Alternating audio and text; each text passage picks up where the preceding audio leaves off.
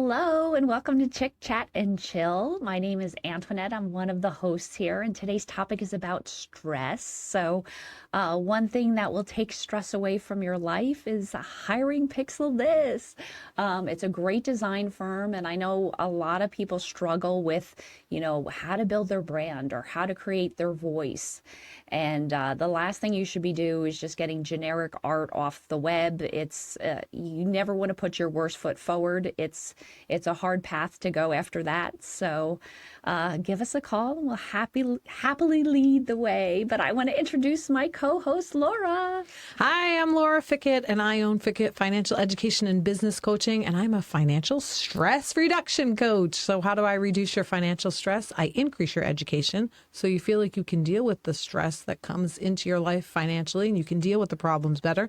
And when you increase your education, you actually have less stress. It's kind of like, I relate it to if you have a flat tire. You don't know how to change a flat tire, your stress level is probably an 8. You do know how to change a flat tire, your stress level is probably a 1 or 2. It's still a stressful situation, but because of your education, you either have more or less stress. So I do free consultations. Please contact me if you feel financially stressed. But that's not what we're talking about today. We're not talking about financial stress. We're just talking about stress in general, because Antoinette and I were talking, and she's stressed in one way and I'm stressed in another. And so there is like good stress, like you're stressed over something good, not that stress is good. And bad stress. So right now I am planning to leave on a 3-week trip to Europe with my family, and that can be stressful. So it's good stress. It's a good problem to have, but it's still stressful because I'm like, okay, what do I pack? We were just talking about like the 44-pound limit on the suitcase. Like clearly that was made by a guy. It's not made by a girl that wants to bring a lot of shoes. Come on now, airlines. 44 pounds on the suitcase is 10 pounds. You're down to 33 before I even open up the zipper. Come on now.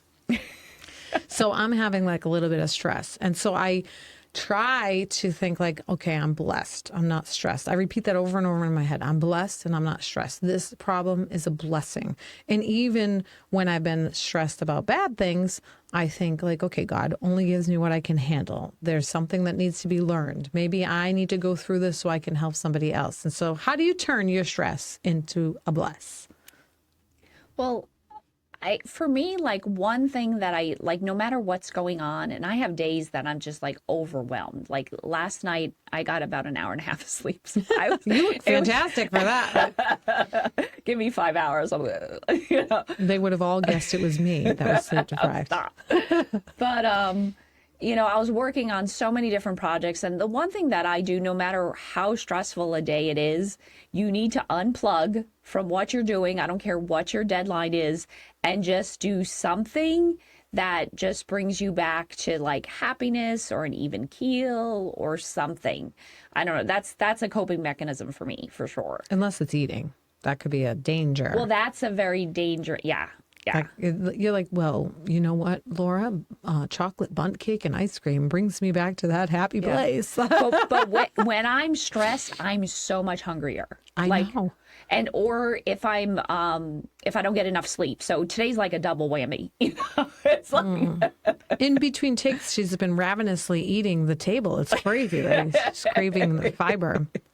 I know she hates fiber. That's why I said it. No, it's true. Stress can cause all kinds of problems in your body. So it can cause fluctuations in your, like you said, like your appetite. It can cause fluctuations in your weight, whether you retain more water, or it can cause long-term health issues that you don't know about. I mean, like, it's not like somebody goes like, okay, today I don't have cancer or a heart attack, and then tomorrow I do. It's long-term things that you do that get your body to that point. And stress is a huge factor.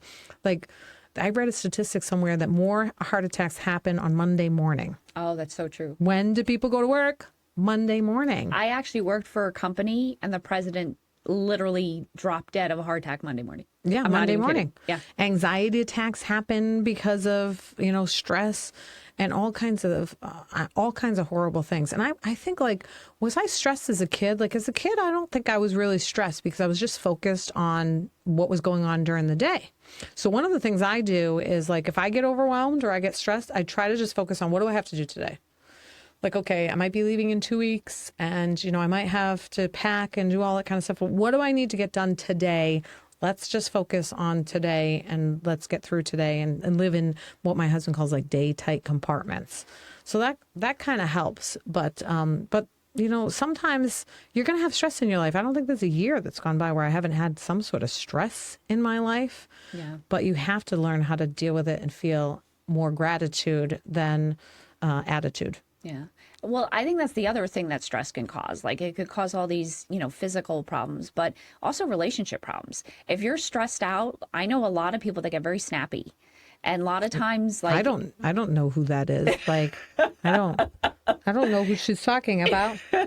you've always been sweet with me. How you are about, outside of these doors, I have no idea. But Daniel Fickett is watching right now. Like, man, her fuse goes from long to short. yeah, but that's one of those things too. Like, I used to, when I was younger, if somebody freaked out or just started, I was on attack mode when I talked to them, I instantly attack back. And then at this point now I almost laugh. I'm like, or like if I see somebody, they just get so upset driving. That isn't Laura. I was just thinking, I was just thinking to myself, like, if I'm stressed and my fuse is really short and I blow up and you laugh in my face, that's going to be like even worse. No, but I'm saying like if driving, I see somebody that's like screaming like behind their windshield. I'm just like, you know what? I'm like, God just bless them. They're obviously going through something way more than, a light turning green or red, So I think they got their license at Walmart. That's what I think, like their driver's license. Oh, yeah. Man, don't even get me started on the driving. It took me to from a happy place to a negative place in 3 seconds. No, but I think one thing that helps me too is just getting out in nature. I remember I was working on this this insane design project and everything was like, everything was changing and it was due like last week and we're on our 10th extension and it was just so stressful and all these people are coming at me. And it was just like, when I'm so stressed, it's even hard to concentrate. And with design, it's very cerebral. So if I can't think and I'm overwhelmed, everything takes twice as long or 3 times as long. So I remember this day, like it was yesterday, I literally got in my car, went to the beach, and I just, in Connecticut, they had swings on the beach. So you could go on the swings and, you're swinging and you lift your legs up and the whole ocean's, basically your horizon. And it just made me realize this is such a small, minute thing in such a big, beautiful world that at the end of the day, it's just sugar water. So I always say, some of these beverages I worked on, it's just sugar water. And then I went back and you know what, it was the same, I was under the same situation and deadlines, but I didn't feel so like clenched and tight and I just felt relaxed and I was more productive. I was able to go through what I needed to do, like I said, and probably half the time had I stayed there and not took a 15-minute break. Everybody from Florida is like, why don't you just go in the ocean? The ocean has such good healing properties. You cannot go in the ocean in Connecticut. It's cold. Forget it. But isn't there something with, you probably know this, something with the salt air or the ocean, whatever, that takes away the negative ions in your body and does ground you? Well, even salt is it really absorbs all that stuff. I mean, salt lamps, that's to absorb the negative ions. Salt too, they have all sorts of cleanses, which, absorb that stuff. So it's definitely cleansing, it definitely does get that. And I know even if it's not salt water, but almost any water I find is just a great mood enhancer, it's just calming. Water. It's like calming and energizing at the same time. It takes away the stress and yet motivates to do what you need to do. Yeah, so. It's true. I do get stressed going on vacation. And I think I do think back, maybe it's a learned skill, because I remember like we would all be sitting in the hot car waiting for my mother, and she would be frantically like running around the house, like screaming like a lunatic, like, because she had to pack food and she had to pack her stuff and she had to make sure the house was buttoned up. And so now as an adult, I realize that it's not just like you walk out the door with your teddy bear and you get to have a vacation. There's so much more as an adult. But it does stress detracts from happiness. So in the scenario you were just talking about, where, you are working the same project, but you're more productive and you're more motivated and you can focus, wouldn't we all want to be that way? So when you start to feel stressed, I think you should stop, take a moment and be like, okay, exactly what am I stressed about? How can I get myself out of this? Do I need to go to the beach? Do I need to just listen to music? Do I need to just, take a 20-minute cat nap, or what do I need to do? Or live in the daytime compartment, like I said. And so I started focusing on, okay, well, if I forget something, I guess I'm just going to have to live without it. It'll be a funny antidote. It'll be, oh, hey, mom, had to wear the same socks for 10 days because she didn't have any socks. Or True story from my cruise. Yeah.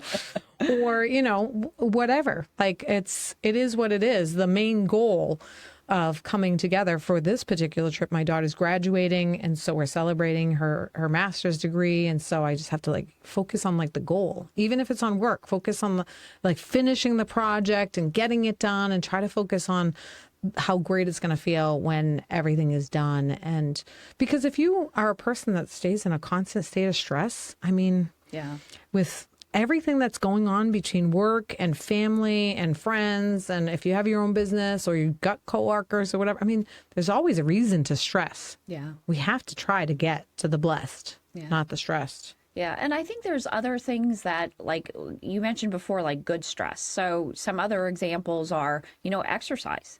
That literally is a stressor on the body. If you're doing something if you're lifting a weight or something, it actually creates small little tears in the muscle. And then when you sleep, it goes back and repairs it. Just the word, when you said the word exercise, I became stressed. If you said gym too, it would have been I can't handle it. And other people, I know some people that operate great under pressure. You know what I mean? They almost it turns them up another gear when the deadline's approaching and stuff like that. And some people are like that. So if you're motivated by stress, I wouldn't necessarily call that a bad one, but kind of like Laura said, if it's ongoing and repetitive, it's going to cause long-term problems. It really is. All sorts of problems. It's funny you talk about the being motivated by stress. Tony Robbins, I remember being in one of his seminars, and he was talking about everybody's internal temperature. So say you like to be at 75, right? But you're behind on a deadline and things are starting to cool off, and you're not being productive and you're not being creative, and it's getting closer and closer to the deadline, or there's more and more stress. It's the temperature starting to drop to 65. Well, then you turn the heat on, right? Because when the temperature drops, you turn the heat on to get back to your comfort zone of 75. The opposite happens too. If things are going fantastic, everything's going wonderful, things are heating up, they get to 85. That's where people do self-sabotage, is what I call it, in the financial world, where things are going great and they've built up this savings account, and then they're at 85 and then they sabotage themselves. You put the AC on so you can get back down to 75, and then they have to pay for something, or they lose their savings. And he talks about changing your internal temperature, being more comfortable at 80 and being more comfortable at 85 and being more comfortable at 90, and constantly being more comfortable, instead of either turning the heat on or turning the AC on, but being comfortable at a certain temperature rather than having those fluctuations, because those stressful fluctuations will cause long-term problems. And it's a pattern. Yeah. Any kind of bad pattern should not be repeated. Yeah. And I know so many people that they use how are you doing? Busy, busy. And they use it almost like they're proud of it. Well, that's a contest I don't want to win. Well, exactly. I think you're on the opposite. You won the People are like, how to be as productive as possible using as little time as oh possible. yeah, I'm all over that. Yeah, like she's everybody that knows me. If you need a time management stress reduction coach, she's the one to call. Yeah, But I have a 4-week time management course, four session time management course, because people are always like, how do you get so much done in so little time? I'm like, I'm the laziest person you know. And so I want to be as productive as I possibly can, but just for a little bit. yeah. But I think that's the whole point of, I think, managing stress is being proactive. You know what I mean? Like, if you know this is something you struggle with, then get outside help, you know? Or if it's something you want to tackle yourself, then maybe, if you know you have a lot going on next month, put it on a list. So many people are just reacting. Like this comes and then they get punched this way and then this hits them in this way, where if you actually do a plan of attack, you could start digging away at some of these things while you have some downtime. Or a lot of time where these people that use, oh, I'm so busy, as like this achievement, it just means that you're probably a bad delegator. Maybe you need help in your business. Maybe, because so many people are so stuck where I got to do everything and I got to do everything and everybody else is just incapable of it. Well, that's not very good. That means you're not a good leader. You really, if you're so good, then you should be spending the majority of your time on the stuff that's going to make you the most money and give away the stuff that are just time suckers and really no financial gain. That should be stuff you should assign to somebody else. I'm always like, I got to do less. I got to stop. No, but one of the things I found out for traveling, so like I told you, I get stressed from traveling. And one of the things that I think it's ingenious, but I really do. You're going to love this. So when we go back and forth we have a house on the river, I have this like tub, right? And so during the week, I think I want to bring stuff when we go, and I just throw stuff in there. So now I have this tub that's waiting for the trip. And every time I think of something like, oh, okay, I want the luggage scale, I throw it in the tub. I want to bring, like wipes, hand wipes and whatever. I throw it in the tub. I need my passport. I throw it in the tub, because a lot of the stress is like, I'm going to forget something. Yeah. So while I'm thinking of it, I throw it in the tub. I can pack it all later, but it really helps me like not forget something. It's quite efficient, because every time I walk by, like if I think of something, I go grab it, I put it in the tub, and then, or a bag or whatever you have available. And then when it's time to pack, you're not going to forget anything that you thought about for the past month, because it's all sitting there waiting. So I find like those efficiency gains are huge in time management, but also in reducing my stress, because I'm like, well, I've had a month to think about everything I need. And if it's not in the tub, then I guess I didn't think about it and I don't need it. Yeah. Right. Well, I think the thing is finding your system. Like, for some people, the tub might not work, but maybe, notepad, like a white erase board on the fridge, because you're always in the kitchen. And then you might say, I need passport or whatever. And then it's just something to look at. What if somebody accidentally erases that, Antoinette? Like, your kids are fighting anxiety. and one throws each. Yeah. Then everything, the whole entire list is all over the back of their shirt. Like, come on. Kid. Okay, then use permanent markers and get yelled at by your mom. Right? No. Man alive. No, she doesn't have any kids. Full disclosure. She doesn't know what permanent marker damage can do. I can't keep a plant alive, in all honesty. So that's a dig, because I can't, but it's okay. It was me. I think I told you, I saw this meme where it was like this woman holding up a plant and she's like, oh, do you want to come to my house and die? Yeah, I try so hard. Yeah. Yeah. So I don't go puppy shopping. But in the end, it doesn't even matter. It's true. But so you have different stress going on right now. Like, how are you handling? You have what I call like negative stress. Like, there's things you don't want to do in life, right, that come up, but you got to get them done, and deadlines, taxes. That's stressful for people, that kind of stuff. Like, how are you handling the stress that you have going on? Yeah, so I have a lot just with going on with my life, because my dad recently died. So there's a lot going on with that. I'm moving. I'm trying to sell a house in Connecticut. And Because then the beach is too cold. That's why she's doing it. my swing was taken last time I was like, Forget it. We're out of I here. was like, me and this 3-year-old got in an argument and she won. She kicked better. So, But these are these are life things, like buying a house, Yeah. these are life things that have happened to people that are watching. yeah. You know? The one thing that I found that works for me is, and then I have like a court case going on with my brother who recently died in his house. So what I found, like, I don't have a phone, but I always have a tablet usually with me. And I have just kind of a note section, and each note has a category. So if it's something to do with, court case or something, then when something comes to mind, it's with me and I'll just write it down and write it down.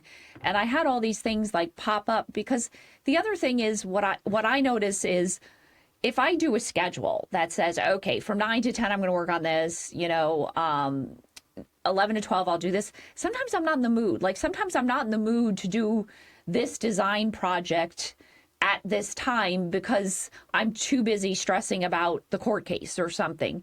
So what I found, it's better to, when something is top of mind and gnawing at you, tackle it. If you could stop what you're doing and tackle it, or at least write down your thoughts and do that, it frees your mind up to go and hit the next thing. Yeah, that's true. One of the things, and I'll fully admit it, like I think I'm great at finances and money. Everybody that knows me, not great at geography. Actually, my daughter used like geography. She used it against me for this trip that we're going on because she's like, Ireland is very close to Iceland. We could just pop over to Iceland. Well, I was like, is it really? And then I'm thinking, like, I thought it was kind of far away. I thought it was kind of far away. But then I look on the globe, I'm like, well, I guess it's kind of close, closer than Florida, right? It's like a 2.5-hour flight. But anyway, needless to say, we're going to Iceland after Ireland. But so she kind of used that. But I think I'm good with finances. And so finances is one of the areas that I never ask God for help with. I just came to this realization just this year. Like, it's one of the areas I'm thinking, I got this. Like, I can handle this. This is a talent he gave me. I got this. And I haven't asked him for help throughout the years. And then I can't complain that he hasn't helped me and I've had to struggle through certain times. So this year I'm like, okay, I'm giving him everything. I'm giving him all my problems. Whenever I stress, I'm giving it to God. I'm like, he can handle it. Finances, everything. And this year has been probably the least stressful year of my life that I have practiced that. And I watched a video. I apologize that I don't know who put it out there, but it was a husband and a daughter, and she had a bucket, and there was these water bottles, and he had like 3 water bottles, and he said to her, do you want to handle these problems yourself, or do you want to give them to God? And she said, I'll handle them. So he puts them in the bucket. So then he takes 3 more and he says, you want to handle them yourself? She says, yeah, I want to handle myself. He puts them in the bucket. Now she's got 6 water bottles in this bucket and she's not a big girl. She's holding it. 3 more. She's like, yeah, I'll handle them myself. Like now she's starting to struggle under the weight of this bucket. And he's like, are you ready to give those problems to God? And she finally was like, yeah, I'm ready. So he takes them out and puts them on the table for God to handle. It really is true. Yeah. Like, we can, I am a huge fan of lists, getting it out of your head so you're not constantly thinking about it. Or like I said, I put the tub in there. But if it really is stressful, you can just say like, God, I'm really stressed about this. Like, can you help me out some way? Can you make it easier? Like, can you, like bear the yoke of the problem? And it should be our first thing that we do when we feel stressed, but it often isn't. It's often like the last thing, or we might not do it at all. Yeah. And I can tell you from experience, this year has been so easy that I have just like tried to have an open communication and ask him for help in every way, shape, or form. And he has directed me. So far, so good. Yeah. Hopefully he doesn't let me forget anything for my trip. No, but I mean, to your point, there's so many times where even just to ask him, like, just help me get through this. I mean, you almost instantly feel just better, like almost like that burden just kind of gets a little lighter. And even the fact of, one thing I want to mention with stress, because we were talking about this, is honestly, I've never told you this, but when we sit down and do this show, I can't tell you how much of a stress reliever it is. Like, like we don't sit there and go through all our burdens or what we're dealing with, but just to sit down. And I love like Laura with all my heart, and just, we have this really amazing conversation and we laugh and we learn a little. And in the end, we're trying to help each other and help the listeners. And, maybe we come up with some new tips on the way and learn some stuff, but that's such a great stress reliever. And I'm not saying everyone do a podcast, but you need that in your life. You need that person or that thing that, you know what, it's like your rock in a storm, that if anything that's going on in my life, I mean, it's not that I often call Laura. I don't think or if that I'll call her up and be like, oh my God, this is what's going on. But she knows I hate my phone. No, but she's very intuitive. There are times where I was stressing out and she felt it and called me. And that was like, meant so much to me. And it's having that pulse on people around you. So if you give to others, you're going to get that in return too. I think that's huge. Yeah. And this, I mean, really, like we have so much, I think, that we want to give to our listeners and so much that we don't script this show. But it is so much fun. So like if you find something that is so much fun or so enjoyable, maybe it's writing for people. Maybe it is a podcast. I know the studio that we are doing this podcast from is always looking for people to do podcasts. And I'm sure every studio across the country is looking for people to do podcasts because they're podcast studios. But, it could be a therapist. Yeah. A lot of times when we're having conversations, like I'm working out something maybe that's on my mind and we're both so intuitive that like I might say, oh, I want your advice. Yeah. And it's just the advice I need. Yeah. So I do think talking it out and working it through is really, I mean, it's great. Or writing it out. Some people love to journal. Yeah. I'm just so lax about it. And even, I think that's huge. Like writing out, you could write a letter to yourself, write a letter to someone else, write a letter about, hey, after the situation passed and it came out so amazing, reflect on how wonderful the outcome was. These are all different tactics, but, I think a lot of people, especially with stress, they hold on to it. But even like it was funny because at the church I just recently started going to, they have a free counseling ministry. So anyone who needs a counselor. And it was funny because I was thinking to myself, it's not like I really need to talk to somebody, but I have so many things going on in my life and I'm always constantly putting out all these fires. And I have so many things that have been long outstanding goals that have gotten nowhere. And I feel that at this point, I need some outside counsel. Like I pray about it and stuff like that. But, sometimes it helps just to get an outside perspective. Like, how am I getting in my own way? Right. Because I know God wants what's best for me. So maybe maybe I'm off target, or maybe there's something that's so, it's one of those, you don't know your own blind spot. So if you're so busy, just sometimes asking somebody or getting some perspective from another person is so invaluable. Yeah. One of the months ago, my husband and I, we were having like a stressful period in our relationship. So those people that have been married or been in long-term relationships, you know what I'm talking about. It's kind of stressful. We get this book called The Love Dare. And you read like a chapter and then there's a dare and it's a 40-day biblical based. But there was one that said like, write everything you love about the person, right? And write everything that you're bothered with about the person. Write it all down. And then the negative sheet, like you burn it. But you write it all down on paper and then you kind of like, it helps you release it. Yeah. And so I think sometimes when you write things down or when you talk to people, like it does help you release it. Yeah. Like you carry it around and you carry it around in your head and you mill it over and you think about it, maybe put it in notes in your phone or whatever. But, there has to be some sort of release. I find a lot of people get stuck in the mud because they spend their time back to time management, but they spend their time focused on what's going on right now, and they don't spend their time focused on short term and long term. So I tell people like 60% of my time is what's going on right now. Another 20% is like short term. What do I want to happen in the next year? And every single week I spend time on that. And then 20% is long term. What do I want to happen like 5 years from now? And I spend time on that. And that might be long term investments. It might be, who knows, whatever's going on in Fickett's head at the time. But yeah, but that's how I move ahead, because if I just spend 100% of my time on what's going on, I have 4 kids, a dog, 2 cats, and sometimes we're not going to get into the cats, but couple businesses, networking, like all kinds of stuff. Like if I could just spend all my time on what's going on this week, yeah, but and I have to split it up.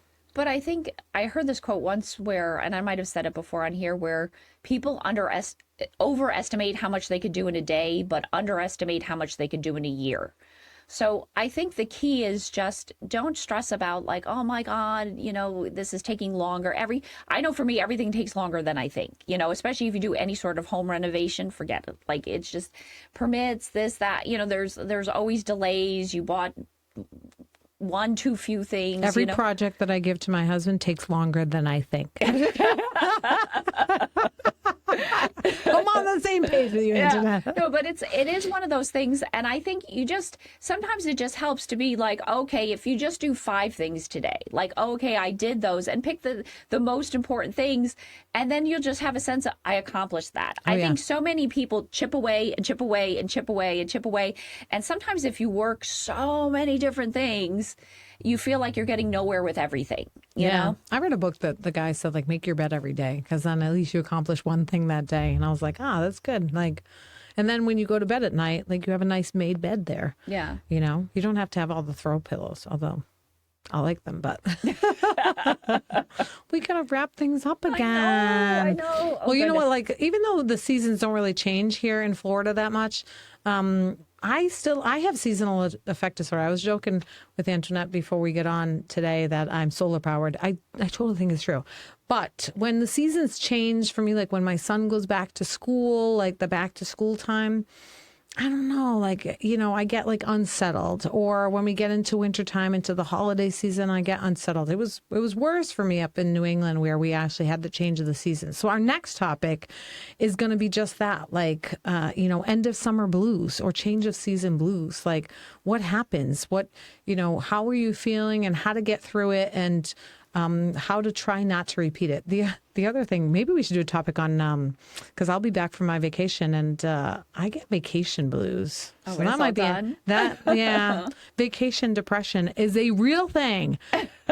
My friend Mandy and I just can't figure out how to get over it. But maybe that should be a call-in. Get the viewers call in and help Laura with her vacation depression. It's like first world problems. For her 3-week vacation depression. First world problems. I know. But she doesn't like expletives, so we're probably won't. But my financial coach, she's fantastic. So like, all right. Well, we have to close things out, and so that's going to be our next topic: end of season blues, end of summer blues. How do you get over that? And so until then, never stop learning and never stop laughing. See you next time.